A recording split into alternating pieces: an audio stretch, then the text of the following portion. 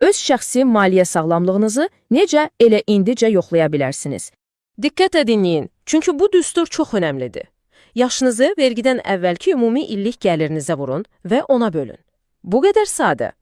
Alınan rəqəm hal-hazırda sahib olmalı olduğunuz baza xalis sərvətinizdir. Yəni, sizin gözlənilən xalis sərvətinizdir. Deməli, əgər yığdığınız sərvət hesabladığınız bu rəqəmdən 2 dəfə çoxdursa, təbrik edirəm, siz PAW-sunuz, yəni sərvəti möhtəşəm toplayansınız.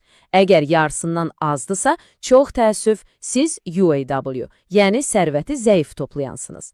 Bilirsiniz, ən maraqlısı nədir? UAW-lar çox vaxt yüksək maaş alan, amma cəmiyyətin gözləntilərinə uyğun yaşamaq üçün qazandıqları hər qəpiyi xərcləyən həkimlər və ya hüquqşünaslardır. İndi sizdən bir xahişim var.